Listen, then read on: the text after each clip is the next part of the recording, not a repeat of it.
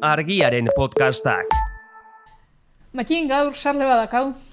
Sardeak ez aldazke iru. Nik bikin laia, gero... Kau, zertako? Ez dakit. Bueno, esango digute. Egon harria, lurrari entzuten dion saioa.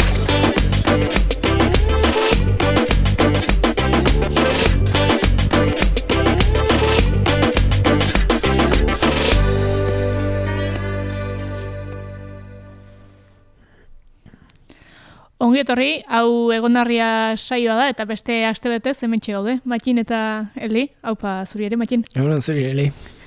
Tira, gaurkoan hizketagai izango dugunen artean biolurra izango da, 30 urte bete dituela eta, baina aurrez, hori bezala datu irakurketa bat egingo dugu, eta horretarako etorri zaigu Leire Artola, ongi etorri zuri ere. Kaixo, oi. Tira, zure esku irakurketa egitea? Bueno, Euskal Herrian nekazaritza ekologikoak daukan neurria aztertu hasiz gero, argi geratzen da behar duena baino askoz neurri txikiagoa daukala. Zuek pentsatu ezazuen, Europako itunberdeko baserritik mahaira estrategia jarri duen helburua da, 2030erako izan beharko lukela Europako nekazal lurren azalera osoaren 25% ekologikoa, baina hortik oso urrun gaude. Adibidez, iparraldeko kasuan landutako lur guztien 0,95 dira biologikoan landutakoak, eta zehazki hori da 1190 hektarea. Gero, Nafarroa garaian adibidez 2022ko datuen arabera, landutako lur guztien 7% soilik daude ekologikoan ziurtatuta. Horiek dira 62.000 eta 43 hektarea lur. Eta EAen aldiz, 2021ko datuen arabera, landutako lurren 4,6% dira ekologikoan ziurtatuta daudenak. Eta guztira da 8.855 hektarea. Eta horietatik gehienak Araban daude, 8.000 hektarea horietatik, 5.056 Araban kokatzen dira. Eta, azpi sektoren artean ere, baratze eta fruitu arbolen sektorea da, ekologikoa gehien zabalduta dagoena. Gipuzkoa, Araba eta Bizkaiaren kasuan, fruta arbolen lurraren 20,7% dira ekologikoan lantzen, eta baratzeen azaleraren 19,9%. Bueno, eta etxaldeen ingurun, zenbat etxalde ekologiko nahi jana lan, edo nola joaz? Momentu honetan, EAeko kasuan, 2021ko datuak dira, 710 ekoizleari dira ekologikoan, eta horietatik gehienak Gipuzkoan daude, 294. Nafarroa garaian aldiz, 573 ari ziren ekologikoan lantzen 2022an, eta gero Lapurdi, Nafarroa bera eta Zuberoan, 400 inguru ari dira biologikoan lantzen. Eta, esan behar da, ekologikoan lantzen duten etxaldeetako titularrak edo titularkideak 27% soilik direla emakumezkoak Euskal Autonomi Erkidegoan. Esan bezala Leire, gaur nekazaritza ekologikoa zitze egingo dugu eta horretarako biolurreko bikide etorreko zaizkigu, baina tira datuak eskatzen hasita, zer aurreratu dezakezu elkarte honetaz? Biolur da nekazaritza ekologikoaren aldeko elkartea, sortu ziren 1993an, ekologikoan lantzen hasi ziren baserritar txiki batzuk elkartu ziren, eta esan bezala, urten 30. urte hurrena ospatzen ari dira. Gaur egun 300 baserritar eta herritarrez osatuta dago, eta biolur elkarteak bere bazkide diren ekoizleei ematen die nekazaritza ekologikoari buruzko aholkularitza eta informazio teknikoa besteak beste. Daude antolatuta sektoreka biolurren barruan eta lantaldetan, daude baratzezainen taldea dago, abeltzainen taldea, okinen taldea eta frutazainen taldea dago. Eta jada elkarteak eskatuta dauka Jaurlaritzari herri onurako elkarte gisa aitortzeko eskaera. Aipatu behar da ere, 2021an biolurrek duina ikerlana argitaratu zuela, mendaukagun material grafiko honetan aurkeztu digute baita, ikastetxeretarako pentsatuta dagoena, eta orain azalduko dizkizuet bertan ateratako datu batzuk.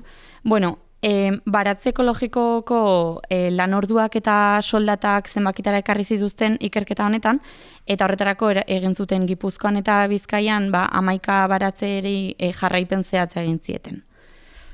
Bueno, eta lan horren ordainetan zenbateko soldata jasotzen dute Bueno, azteko esan behar da zenbat lanordu sartzen dituzten, ez? Baratze zain hauek, hitzarmenak diona, baina askoz lanordu gehiago sartzen dituzte, dago 110 eta 153 ordu gehiago sartzen dituzte.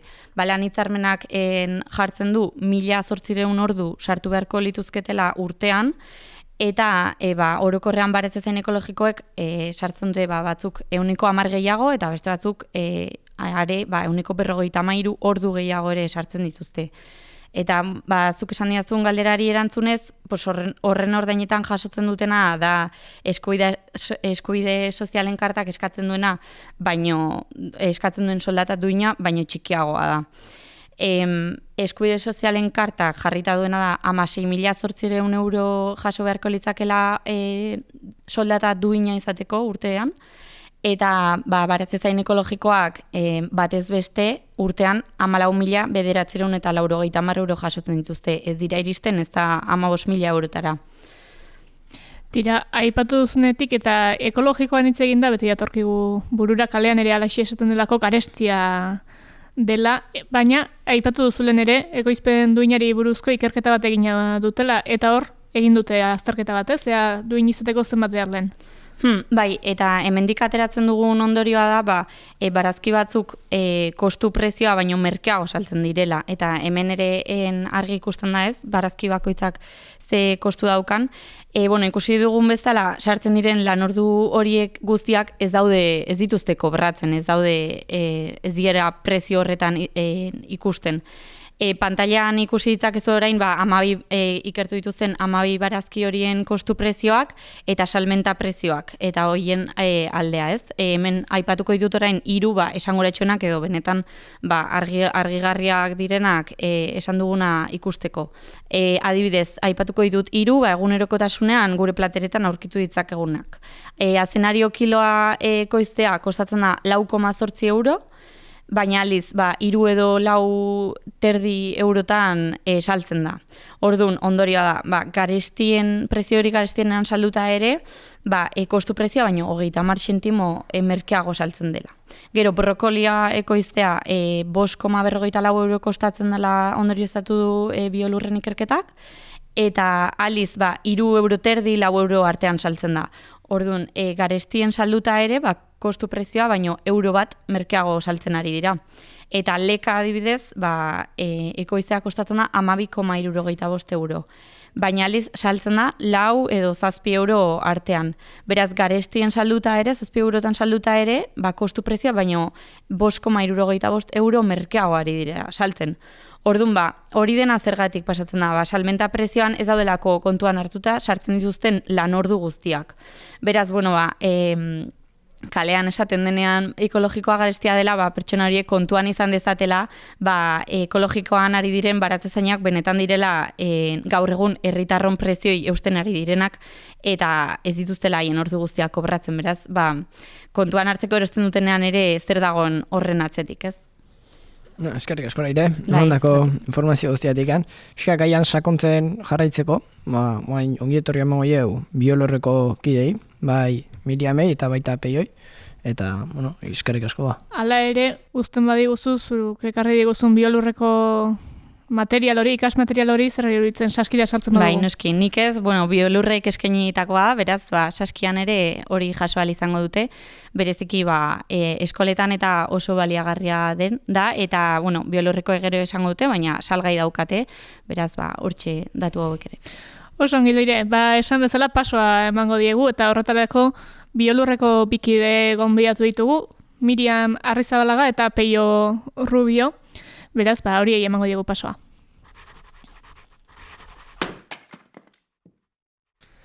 Hemen dazko Miriam Arrizabalaga eta baita Peio Rubiore, eskerrik asko etortzeatik, eta astero eskatzea bujetu bat ekartzeko, eta, zuek Biolurko kide izatetik ze ekarri guzue gaur kontan?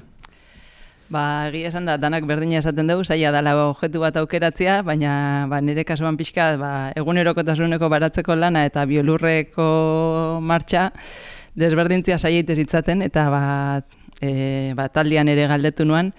Agosto aste honetan, bilera sailtxo bat euki genuen, hausnarketarako deia iteziguna, eta konturatu ginen, igual, naizta nekazaritza, baserrian inguruko elkarte bat izan, zaintzan azken aldian esfortzu bat iten saiatze gala, nik uste lortzen dugula neurri batian, baina horre daneako iritziak egongo dira, eta esaten besarkada bat eraman berdeu, ez? Ez nakielako ze erraminta eraman bestela.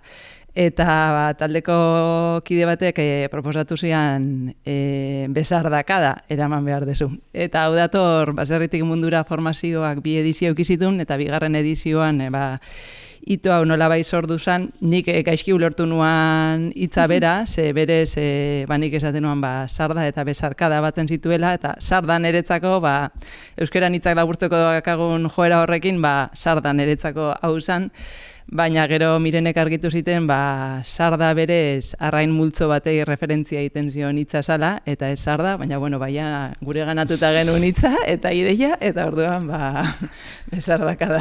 Itzulpen hitzak horrelako kontuak izaten ditu, ez? Batzuetan ekartzen duzu eta kontzeptu aldatzen da, bera, baina. Hori da, bai. Biolurrek 30 urte bete ditu, eta hori izan nahi dugu pixka bat aipagai, beraz, zuentzako, azaldu iguzu zer lehen biolurreko kide izatea, edo nola bizi duzuen? Hau igual jun beharko dugu 1983an sortu gendunean, zergaitik behar gendun erraminta bat gure artean elkarte bat, eta hasi berria ginen nekazaritza ekologikoan, eta zaila itzezegun gure arazoak eta nola konpondu o nola aurrera tira. Orduan beharrezkoa gendun elkarte bat sortzia, zergaitikan gainetikan referentziak orduan zian, bai Katalunian da bai Andaluzian, hemen ezaguan nengandikan nekazaritza ekologikoa. Eta elkarte hori gehiena zan alde batetikan gure artean laguntzeko, gure artean, arazoak sortzezian arazoen buruz, bestetikan referentzia aukitzeko beste jendeakin aizanak bai itzen, eta bestea esango zen gizartaratzeko nekazaritza ekologikoa zertzan, ez da?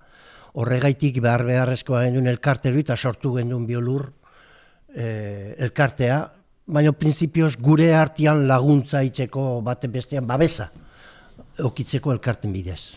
30 urte damakizkizu, biolurrekin, eta nola daba egituratuta biolur elkartea?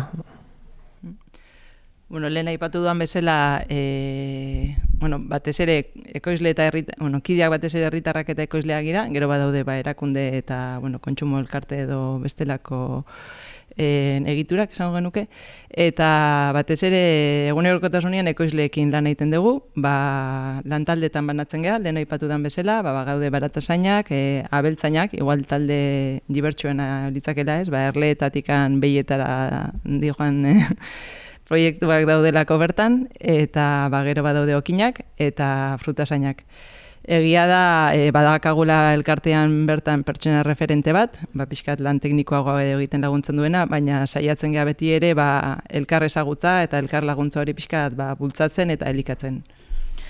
Bada zuek kide bezala gonbidatu zaituztegu, baina baduzu beste bereizgarri bat, eta bai bat eta bai bestea, lehendakari izandakoa Peio eta egungo lehendakari Zerorri Miriam. 30 urteotan ze bilakaera asumatu diozue biolurri edo zertan ikusten duzue egin duela garapena? Nik 93an ez nuen ezagutu biolur, baina 2009tik aurrera bai. Eta bai esango nuke hasieran aipatu dugun elkar laguntza eta batze hori jarraitzen duela betetzen, baina sendotze bat ere eduki duala urtietan zehar, ez? Proiektu desberdinak eta kolaborazio desberdinak egiten, eta gizartean ere igual ez da nahiko genuken bezain ezaguna, baina badijoala ezagutzen eta sendotzen esango nuke orokorrian, pixkat, zaten dugu batzutan referente izatera arte, ez dakit gean, edo, baina bide hortan behintzat. Bai, bueno, gero beti esatea beldurra daula belaunaldi berrik ea baduten interesa lurrakiko. Biolurretiken, nola ikustezu belaunaldi berrin, bueno, sarbidea o interesa edo? Nik usten dute ondala movimentuak izango baliz bezala. Garai baten sortu zen jendea, kaleko jendea gainea, gazteak, bai emakumeak eta gizonezkoak, nekazaritza ekologikoa hurbiltzen, nik usten dugu pixka geratu indala hori neurri baten ez da gizargaiti peñoala da, baina bai garai baten laguntza eta lehenengo lekura etortzen diana biolurrera esaten die lagunezke, eta guk saiatzen gera laguntzen beheri, proiektu horrek aurrera tiratzeko. Beharrezkoa da, bestela oso galduta zaudez, da gehiago gaina kaleko jendea danez, ez basarrikoa bakaiz, beharrezkoa da. Nik uste dut hor papel oso garrantzitsua jokatu dula biolurrek, oso garrantzitsua. Adibidez gainetikan, zergaitik egon gera, ni beti izaten dut administrazioatik, eurek egon dia jakintzen zer aizan, zer dan nekazaritza ekologikoa, nondi dijoan movimentu guztia nekazaritzan, baina beti eskuko frenua eman da. Hau da, ez dizu esaten ez, baina ez due martxa bat, abia bat ematen proiektu haueri. Orduan oso zaila zan, eta elkarteak hori dana babestezun jende berri horrei, jende gazte horreri, presaguanak mundu hontan sartzeko eta laguntza beharrezkoare bai. Lehen osan deten bizira, administrazioak indu eskuko frenua jarri. Seguru aski beak zaukalako beste proiektu bat garai hartan, juntzaizte 1980 behaiek aposto handi bat intzun kalitate askin. Eta gu behaientzat sortu ginean gerotxuo, grano bat ginean behaientzat. Arda, oan basarritarrei nola zango dio, hau honena balin bazan, beste obio danik, oestanik. Orduan, hor sartu zebean kontradizio fuerte bat, eta nik usten dut horren gain behaiek aiziala beti, kontra etzian junten zergitik, dato guztia zeukaten Europatikan nundizik joan movimentuak, gu baino gehiago gaina, basarritarra baino askoz gehiago zeuken datoak, baino ez zuen ere laguntzen. Ez dute lagundu, baizik, dana geukin behar zan dugu, benga, eta bultza, ailegatu gehan ordura arte. Peio, 93 hartan, ez bazen, korrontea ez bazi joan hortik edo administrazioak behintzat kalitateari ematen bazion garrantzia zer dela eta egin zenuten, nondik erabaki zenuten, zuek biologikoan eta ekologikoan lan egiteko apustu egingo zenutela. Nik izango esplikatuko zuen nire konkretoki nire zea, ez da? Nire esperientzia personala. Bakoitza segurazki bere esperientzia personala esango dut, ez dia dana berdinak esango. Nik aukeratzen detenen kalea laga eta basarrira joan, esan zan, porque bilatzen nintxalako rotonda baten, buelta egin baten. Eta nik usten du bizitza hori baino gehiago sala. Orduan rotonda horretik bide pila bat da askazu, eta bat hartu behar nuen. Sortu zan esperientzia basarrikoa eta hori zen hartu nuen. Ez esan naizelako persona bat nahi zala basarritarra zan, oetzala, ez, baizik, bide bat bidatu behar, eta ju naiz gero deskubritzen basarri bizitza, basarri modua, natura lotuta, dana lotuta. Bizi modu bat desberdin ematen dialako. Horregaitikan esan zan, esperientzia hori neurri baten basarrikua nola joan da geixo ekologikoan. Hazin itxan lehenengo 2 urtetan, zergaitik inorretzaban ekologikoa izesunikan Gipuzkoa mailan, konbentzionala iten. Baina benetan, ni taierretik erten da, sentitzen itxan, taierrian egongo baliz bezala tornilloak iten. Hau da, juten itxan, agraria da, eta esate ziren, hau dakazu, bota hau, hau dakazu, bota hau. Osea, veneno hau bota, bestea bota. Orduan, ez nuan ikusten uri zanik nire bidia. Kursillo bat ez sortu zan, Tolosan gogoratzen naiz, 1982, sortu zan kursillo bat, enekua, lehenengua intzana, eta antxen ikusi nun bidia ura zala. Hor sortu ginen, gogoratzen naiz garai hartan, Tomas, Antzulakua, Koldo, Igeldokua, Gregorio, eta erabaki gendun bidia hori zala eta hortik jo behar gendula. Osea, erabaki personala, eta hortikan sortu gendun biolurren beharrare bai gure artean. Bueno, pixkat baina atzea bueltatuz, koizpenduina kontsumo herrikoian igurun, intzenuen lanketai behi da, ez dakit, gaur egun ze prozesutan daun, jendeak benetan ikusi duen, azkenen produktu batzen atzen zelan daun, ze balio daun, edo momentu enten ze pausotan zaudeten, proiektu hortan. Bueno, proiektuan datu bilketa bat egitea aparte, hobekuntzatarako aukerak ere aztertu zian edo jaso zian, eta egia da proiektuan 8 edo 9 aurkezpen egin ziala, bailara bakoitzean bat egin zan Gipuzkoan mailan. Oraindikan eskaera jasotzen ditugu proiektua aurkezteko, Larrabetzutikan ere egin digute eskaera bat, konturatu dialako ez dela bakarrikan saia instalatzea, baizik gero mantentzea ere saila dela, azkenengo urteetan ja ustez martxan edo zeuden baratzasainak utzi egin dutelako, eta aurkezpenak egiteaz gain, definitu dira lerro batzuk hobekuntzak egiteko, esango genuke batzuk ekoizpenari begira daudela, nola ekoiztu erresago edo arazo gutxiago edukita, eta hori pixkat formaziotik bideratu da, eta beste identifikatutako adarrak, pixkenak lantzen dijoaz, baina ez proiektua garatu zen intentsibitateakin, baina badijoaz pixkenaka aurrera, baina egia da divulgazioan beti dagoela lana. Bai. Lana badago, baina pauso batzuk izango dituzue zehaztuta edo aurrera begira zer egin nahi duzuen ikerketa hori nola iritsi jendaren gana edo ze bide egin dezake? Material honetaz gain, material teorikoa ere sortu zen, eta hori eskuragarri dago gaur egun. Hori gaur egun ja aurkezpena gutxiago egiten dielako, eta han, igual datu teknikoagoak ere jasotzen dira, eta hori eskuragarri dago Biolurren gaur egun, eta hori izango litzake gaur egun gutxi gorabehera proiektu ezagutzeko bide errexena esango genuke, eta aurrera bidea gehiago bat sortu zien arazoiei nola aurre egin edo nola hobetu arazoiek pixkenak alantzen jotea izango litzake. Leirek esan du, azkaren baratzen zainen, ordu kantidadea ez daula ekonomikoki, soldata duin baten pare, eta orduan zerek konpentsatzeu zuen lan ordui guztik lanen? Hori lehen osan dut emezela personala da, eta bakoitza bere neurria dauzka, ez da? Niretzat nabarmen bizimodu bat ematen dulako. Eta nik usten dut, niretzat lujo bada, nire baiaran lan bat itxia, lana bertan itxia. Besteak neurtzen dute dana diruz, baina, ni diruaz beharrezkoa da, baina niretzat ez da importantena. Eta orduan, zu zaudez zeure buruakin, zure hankasartzia zuria dia, zure aginduak zuria dia, orduan hori dana balore badauka, ez dala neurtzen diruan, baizik, zeuruazki gizarte honetan gauz horrek astutzen nahi gera, neurri baten, baina niretzat kriston balorea dauzka.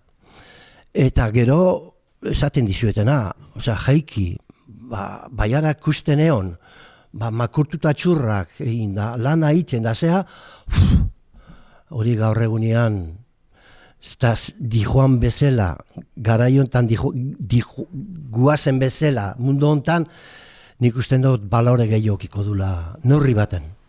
Miriam, zure kasuan bai, pentsatzen antzeko zerbait edo? Bai, justo duinan azterketa sakona baino lehen elkarrizketa arinagoak ere egintzian, eta, orokorrian galdetzen zanean ez, lana gustoko denok genuen gustoko ez, lurrarekin lotura hori, eta kanpoan lana egitea, eta zailtasun handienak izaten zian, nola uztartu, pixkat, berez lana edo bizimodu bihurtzen dan hori gaur egungo gizartean bizitzearekin. Hori izan arazo handienetako bat, eta zure familiako kidea gainera beste esango genuke lan normalagoa edo azkenian ordutegi baten barne lana egiten dutenean erregulatuagoa, esango dugu. Erregulatuagoa, hori da. Gurea lana normala da, Bai, ez ditzaidan beste izaterretetzen eta azkenian uztartze hori pixatzen hasten da, astun egiten den arte. Eta alde ekonomikoa ere badago azkenian neurri batian ere. Bai.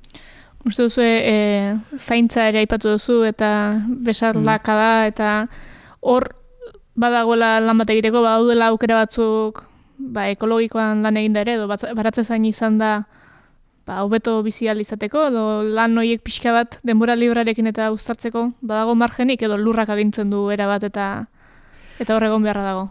Esango nuke, orain arte ezagutu izan ditugun proiektuak, azkenean individualak izaten dira, edo bi pertsonakoak asko jota, eta gaur egun proiektu kolektiboak esango nuke etorkizuneko gako bat izango direla, laguntzen duelako antolaketa regulatu bateagoan lan egitera, naiz da igual beti ezin dezun errespetatu, hori eguraldiakin lan egiten dulako eta garaiakin lan egiten degulako, baina hori pixkat kolektiboan lan egite hori gako bezala ikusten dute aurrera begira, lurrari lotutako lan hauetan, bai.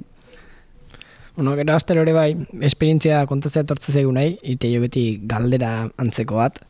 Lehen esan dezu, peio oso gustoko dezula baratzen baiarai behi da atxurrak inaitzea. Da ez dakit, oi alda zure momentu igustokona lanekoa edo? Egun osoan esaten da, ez? Hau da, gustokona bat izango da, ez? Gauzko barruak sentitzen dianak, eta orduan espresatzia oso komplikauak, ez dian erraxak, ez da? Zergaitik, bakoitzak neurri desberdina dakau, neurtzeko gauz horrek. Nik esaten dizuten bezala, nik ez nuen nire burutik behin pasa nekazaritza jungo nitzanik, junaiz deskubritzen. Eta guan, jubilatuta nago, 75 urte, hogeita 15 urte pasaitxut mundu hontan, asko saiago hasi ginean guan bainore, eta guan ze sentitzen dut, biziposan ere barruan. Hau da, nik esaten da batzetan, hilizke. Hau da, pentsatzen nuen baino gexau. Proiektu bat oso zaila, oso komplikaua, dirui gabe, esfuerzo pila batekin, eta gaur egunean nola da, nekazaritza ekologoa, eta eskerrak Miriam bezalako jendeari, relebo generazional hori hartu dutenak guri elkarte behan, porque lehenengo auzolana elkartea da guretzat, danen artean itzen deulan bat, laguntzeko gure artean, gizarteratzeko, elkarte beha da lehenengo auzolana. Eta sentitzen dut barroko biziposa bat. Ez dut erabiltzen termino askotan erabiltzen felicidad o feliz. Oso manoseatuta da hori. Barroko biziposa bat. Eta hori bakoitzak norbeak sentitu eta neurtzen du nola dan. Eta hortzen dago, nire jubilazioan, lanian segitzen dut, zergaitikan pentsatzen badet. Geratzen manaiz gortuko naiz 2 egunean. Ez bakarri fizikoki, mentalki ere bai. Orduan, korputzak aguantatzen bitartean segingo dut, neurtzen bakoitzan, edade bakoitzian, noaino ailegatzen naizen, onun gehatu behar deten, o ez deten. Eta hori zen da, ez dut geixo, nik esaten dut azkenian zeruak eta infernuak hemen behian daoz, eta nik sentitzen naiz bizitzen paraiso baten, Zalorentzoko pasaizioan. Bueno, amendik aurrera besteana, Juan Lizke nahi du modura, niretza bentsat. Bueno, ez da Miriam zune esan zure momentu besteko na. Igual gehituko nuke hori oso momentu lasaiak eta atseginak diala, baserrian, goizian bueltaxka bat eman, eta lasai pasio bat ematiari, baina igual, biolurrekin lotuta bai eskartzen ditut asko, eta igual, ni bileretan ibiltzen naizelako gehiago bizi ditudenak, topatze eta elkartze momentu horiek, ez, soketan beste koizle batzuekin batu, eta azkenian, asko konpartitzen dugu, ez, bizimoduagatikan, eta topaketa puntu horiek ere nik asko disfrutatzen ditut, edo batzarrian biltzen gehanean, sokan lanian egoten galako, baina beti egoten dira pixkati ezetak batekin da bestiakin kontuak esateko momentu horiek, eta elkartze hori gozatzen denik asko biolurren. Aipatu duzue, elkartea bera dela lehenengo militantzia eta auzolana, eta badago arrazoirik antolakuntza horri eusteko alegia zuen lanorduetatik kanpora, lehen gutxi egiten zituzen eta oraindik eta gehiago eskatzeko hori, badago arrazoirik horri eusteko edo zergatik eusten diozue? Nik uste no Messi izan dula. Nere garaia mentzat nila urteak Miriam sartu zanetikan lehendakari bezala laganuan, eta nik garai harta joan da, nik uste dut beharrezkoa zala, eta behar gendula, eta asko lagundu diula gure artean. Adibidez, ez bakarrik gu, nik gogoratzen naiz, esan deu biolur, baina biolur Gipuzkoa sortu zen, biolur Navarratik Hau da, lehenengo harreman auki gendun Naparrakin, estatutu guztiak eskatu gendun da fusilatu gendun, norri baten da izenare bai. Jarri gendun Biolur Navarratik, garai hartan zauan Biolur Navarra, geho desegin duin zan, Biolur Navarra, baina kopia da, Naparroai kopiauta. Orduan, beharrezkoa zan. Bestela galduta biliko ginen momentu hartan, uan ez dakit nola da, porque nila zandi jubilatu naiz da Karakatei kontemplatzen gehatzen naiz geixo, bilerak eta inditxutin nitxun guztiak, eta nik usten dut, baietz, beharrezkoa dala olako elkarteak, darri hor. Bai, egia esan da, eskatu iten dula, baina eman ere asko ematen du. Eta, bueno, ez gaude, ez nago, bakarrikan ere, ez, baserritar talde bat biltzen gea juntan, eta bulegoan ere ekipo zoragarri badakagu, laguntzaileak ere bai, eta, bueno, bari ematen dula, esango nuke kasi eskatzen duna, baino gehiago. Garai batzutan zaila da uztartzen, baina, bai, merezi du, dei gabe. Bueno, honekin pixkanak abukatzeko kantua deskatzea du, ez da gehitze kantu proposatu zen, eta zer gaitik edo... hau ere kontsultatu behar izan dez, egia esan da, azken aldian etortze zitzaian abesti bat, bestala nik gaur egun entzuten deten abestin bat, baina bueno, garai batetik zetorrena, amorerik ez, izango litzakena, baina bueno, gaur egungo oroko gizarteko egoera, eta bueno, sektoreko egoera ere reflejatzen duana edo etorkizun bat reflejatu, nahiko genukan etorkizun bat reflejatzen duena, Anariren binukan Teresia Morrera baki dugu proposatzea, eta hoxe. Entzun egingo dugu.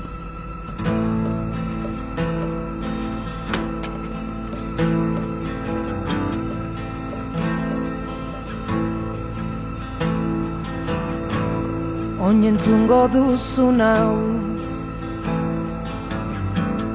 oinentzungo duzun hau, oiukatzen zun auzoak, funtzionariari langileak, tabernariari mozkorrak.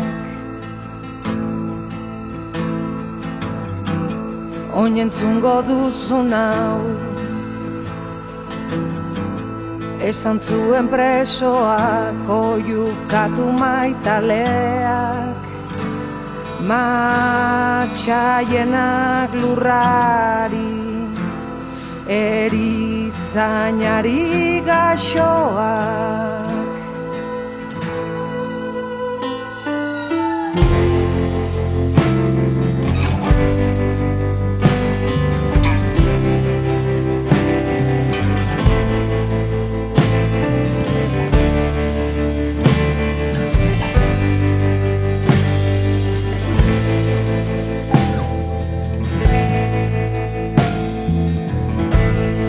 Oinentzungo duzun hau, oinentzungo duzun hau, entzun zen behin Irulegin, entzun zen Oionen, entzun zen herri berrin.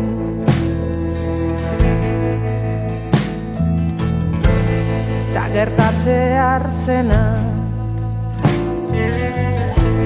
ez da inoiz gertatuko, gertatzen ari delako, eta bada garaia, erreka oso bat edateko.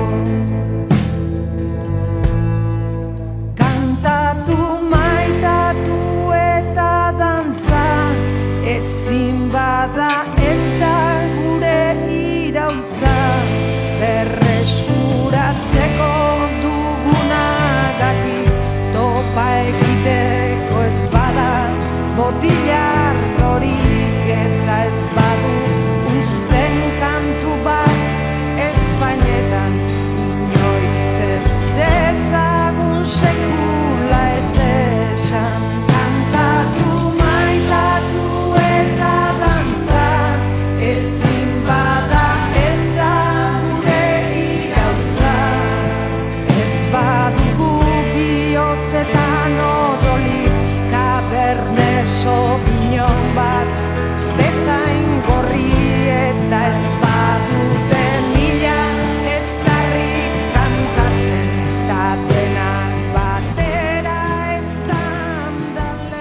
bueno, eskerrik asko esan beharko diegu, bai Mirian Arrizabalaga eta baita Peio Rubiorei ere, Biolurreko kideak guregana etortzeagatik, zorionak ere bai, 30 urte dituztelako aurten, eta ea ze bilakaera izan duten, jarrituko ditugu gertutik. Bai, noski. Bueno, eta bain pixkat esperientzian sartzeko, Iraia Etxebeste Oiartzungo Urmendi Haurreskolatik gonbidatu dugu, zuzendari alako, eta bertako jangela eredua azaltzeko, asmoz, ongi etorri. Eskerrik asko.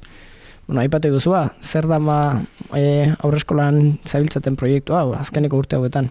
Bai, bueno, dula 12 bat urte edo ingenun lehenengo aldaketa, bizkate jatordu edo elikagai konbentzionalak erabiltzen genitun, eta garai hartan, bai mantangorriekin eta baita ekolapikokin tartetxo batez, proposamena izan duzen, elikagaiak altzen neurria meintzat ekologiko izatea. Orduan lehenengo pausua, izan zen, esan bezala, dula 12 bat urte, eta lekariak, zerealak, barazkiak eta frutak izan duzen aldatu genitun elikagaiak. Zenbat aur dituzue haurreskolan? 110 bat aur ditugu eta menuak izango dira 110 bat egunero. Eta 110 menu horiek osatzeko zen nahiko lan, ala ingurukoekin moldatzen zareten, nondik datorkizue janaria? Bai, lehenengo aldaketa hori, duela urte horiek egintako lehenengo aldaketa horren ondoren, ekologikuk bai aseginen erabiltzen, minio gila da, hornitzaile handiaguk, edo bitartekaria handiagun bitartez iten genuen lana. Eta azken ikasturte hontan, pasaden ikasturtean hasi eta aurten ja gauzatu dena, izan du da, igual argipen bat merezi du Urmendi Haurreskola dela, Oiartzungo udala eta Haurtzaro ikastolan arteko partzorgo bat, orduan, udala parte izanik, etorri zitzaigun bizkada proposamena, udalak badulako lurbizi izeneko egitasmo bat, eta haren helburua da lehenengo sektoria bultzatzea. Orduan, harren bitartez, etorri zen proposamena edo eskaintza izan duzen, gure sukaldian, lehendik ekologikoak ziren elikagai horiek, ekologikoak izatiaz gain, alik eta gertukoenak izatia. Izan Oiartzun, eskualdea, aparruare bai noski, zenbait elikagai hemen ezin delako ekoitzi. Eta orduan, azterketa hori genuen, lehengurtian hasi ginen, hor labore oarson elkartian laguntza teknikoa izan du da, azterketak preziuk eta dena kalkulatzeko, eta pasaden abenduan jarri genuen ja martxan ekologikoak eta bertakuk izateko. Bertako produktu denak bertan gero sukaldatze zuen, 110 pertsona bintzat? Bai, dena egiten da bertan, bai. Hornitzaileekin harremana oso zuzena da. Guain are gehiago, etortzen dira, batzutan jogurrak egiten duen horeretako enpresatxua edo kaizilea etortzen da bere kamionakin, gure sukaldeaino, ez? Horrek badu harremanin eta giza harremanetan beste kalidade bat, edo zer gauzetako. Jogurrak aipatu dituzu eta hori da zer nolako elikagaiak ekartzen dituzue, denetik edo batzuetan zentratzen zarete? Aldaketa nagusina izan du da jogurra, hori horeretako bordaxarretik ekartzen dugulako, eta gurian menu idea bat izan dezazuen, aragia hastian behin bakarri jaten dugu, arraia beste behin, Oire aldaketa izan duzen bere garaian, ekologikoak sartziakin, prezio, baleno itzein da ben prezioa, eta pixkati jozin, minora berin aragi konsumoa geistiakin, bastante orekatua gelditu zen, ez baldin mazen merkeo, buruzainaz, bino. Hori izaten da, eta bereziki lekariak eta barazki pila bat jaten dugu, astero. Eta guztua jateute aurrak? Guztura jateute, ez da berdina etxetik datorren aur bat 2 urtekin, edo gurekin hasi den aur bat 6 hilabetetxunetik, kenin ohituta da hola jaten, lekariak dinin, plater bakarreko menua izaten da, lekari horiek arrozakin edo luakin osagarritzen dira, eta geho, bigarren platera da lehenengoa, izaten da barazkiak vaporian, orduan. Aurra guztua eta gurasoiek momentuz guztua Bai, gurasuk baloratzen duten kontu asko baloratzen duten gure bertan daolako sukaldia, ikusgai daolako, sukaldariak denek ezagutzen txuztelako, aurrek sukaldariakin harremana dutelako, ez dira sukaldari utxak dira proiektuko parte, baitare ez. Eta gaina aur txikiak izanik berez orokorrin elikadura garrantzitsua bada gurasoentzat, zenbat eta txikiago izan, orduan eta garrantzitsuagoa da. Eta, nonbait ondo jaten dutenan, sensazioa atsegina da, bai. beraz, ez duzu egin behar izan nolako kontzientziazio kanpainarik edo lanketarik gurasoekin, zergatik egiten duzuen horrela? Ez, hasieran aldaketa egin genunin, egia da, tartetxo bat hartu genuen formakuntzarako, bai irakasli, bai gurasuak, elikagai ekologikun onurak, menu aldaketak edo, proteinak beste modu batea sartzean onurak edo, pedagogia pixka bat inberri izan duzen. Gero, egia da, geroztik etorri din gurasuk ezagutu dute hau, erosi dute modu batin esanta hau guk genuna, orduan batzuk asko harrituta, ze goxua eta nola jaten duten, eta handak hau egunero menuan panela, sukaldaria jartzen du eguneko 3 plateren argazkiakin, eta guraso guztiak aurrekin iten dute paradan, eta itzein, eta hau dugu jateko, eta bestia, eta komentaiok nik bulegotik entzuten jute, eta ze goxua, eta... Laizter gurasoke bai bertan. Bai, batek guino gehiago nahi luke bai. Esan dezu bai, 12 urte damakizkizuela, lan hontan. Eredu hau ontan hasi zinetela lanen, aurrenekotariko gizantziate. Ez dakit, ingurutikan jendeak galdetu izuen, nola hasi zate martxan, eredu berri sortzen nahi dian. Egia da oso noizin behinka zerbait etortzen zaigula. Azkeneko Elizondoko aurreskolatik jakina izan zuten, nola genuen prozesua. Eta geho, pixka publiko intzenin argian bertan, batera zenolako reportai txiki bate honen ingurun, eta horren arira besten batek edo deitu du. Egia da leku askotan aurreskoletan edo gurasoak eraman behar dute, edo catering zerbitzuak dira, sumatzen da mugimendua, alderdi hortatik eta gurasun bai dia muitzen ez. Eta leheno komentazun kontzientziatu edo familiak, guain bigarren txanda hontan, bigarren txanda esaten jot, bertakua izatiakin, hor menua pixka bat garestitu da. 14 zentimo, zehazkin baldin mazute eguneko uskeri bat, kontutan hartuta jaten dutela hor eguneko tordu nagusia, kalidadekoa, bertakoa, horrek ze esan nahi duen, bermatzen dilezula inguruko ekoizlei izango dutela, zeinek erosi, sortzen duten hoi edo ekoizten duten guzti hoi, eta horrek ze segurtasun ematen du lehenengo sektorian lanian dabilen batentzat. Eta orduan planteatu genuen guraso batzordian, eta oso, lehen esan duten 14 zentimo ez doa zinua, esan dute asteko zurito bada, eta egite, orduan ez dugu inongo momentun oposizio euki ezkezkaik ez garestia den sensazioa, ezer. Den alde. Merke dago zuritoa hoi hartzunen, 14 zentimo ez da eurora iristen eta. Baina, zuen esperientziatik uste duzu estrapolagarria dela proiektu hau, edo bada zerbait hoi hartzunen funtzionatzen duela, herria bera ere txikia delako, ekoiztuak baituelako inguruan, edo beste norabaitera ateratzeko modukoa ikusten duzue?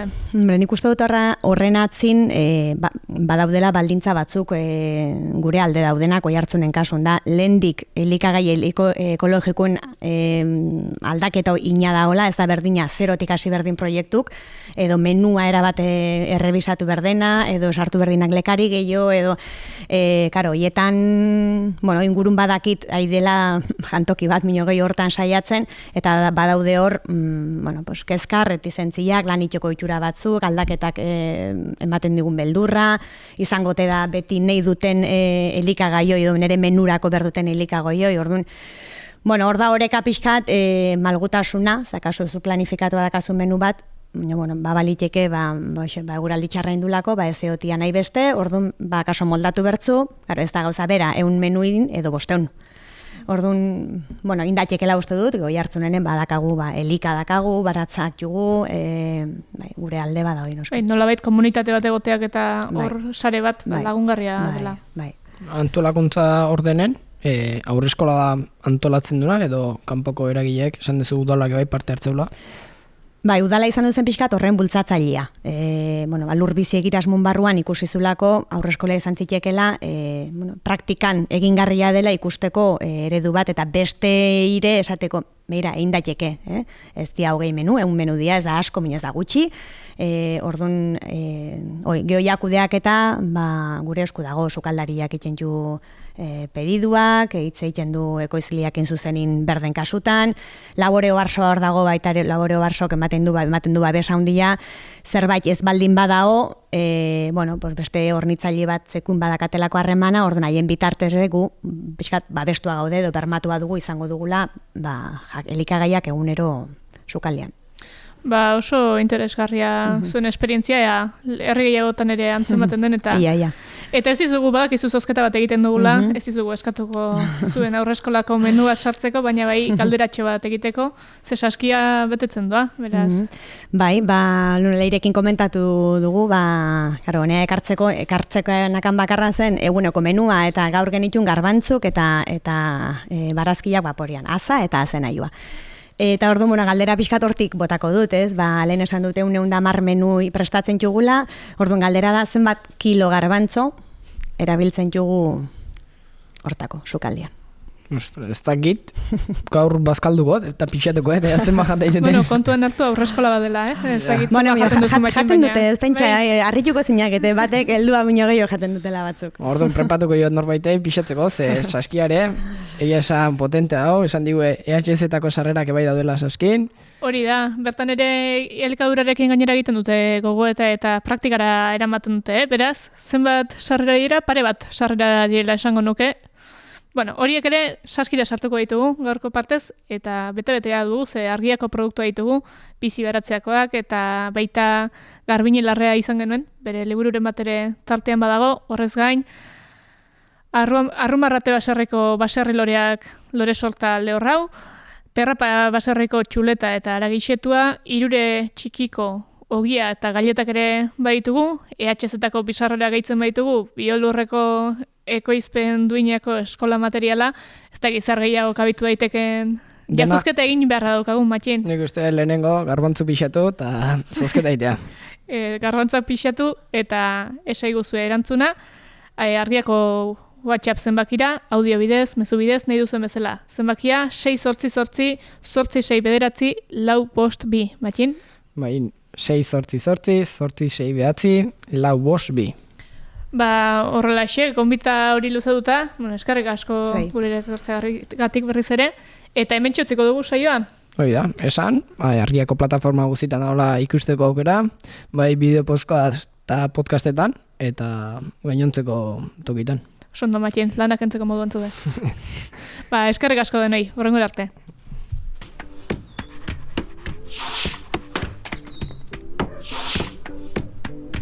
Egon harria, lurrari entzuten dion saioa.